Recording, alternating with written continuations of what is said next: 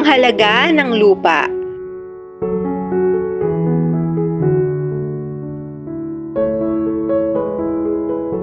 May isang lalaki ang nagmamay-ari ng isang bakanting lote na nasa tabi ng kalsada. Napakaganda ng lokasyon ng loteng iyon sapagkat ito ay sentro ng kalakalan. Mayroon siyang kaibigan na nagmamay-ari rin ng lupain na kasing lawak ng sa kanya, subalit ito ay nasa bandang looban at malayo sa kalsada.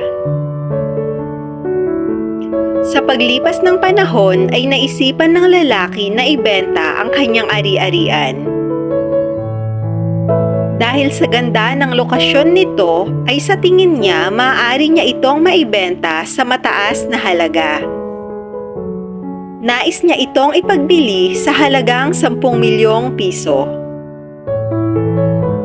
Isang araw ay mayroong isang mayaman na negosyante ang nag-alok na bilhin ang kanyang lupa sa halagang 20 milyong piso.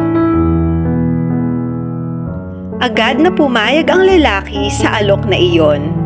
Laking tuwa niya dahil naibenta niya ito ng doble, higit na mas mataas sa presyo kesa sa kanyang inaasahan. Pakiramdam niya ay napakaswerte niya. Walang pagsidlan ang kanyang kaligayahan. Subalit, makalipas ang ilang araw ay nabalitaan niya na naibenta rin ng kanyang kaibigan ang lupain nito na nasa looban sa halagang 20 milyong piso sa parehas na halaga ng kanyang lupa. At nang dahil sa nalaman niya na iyon ay labis siyang nalungkot.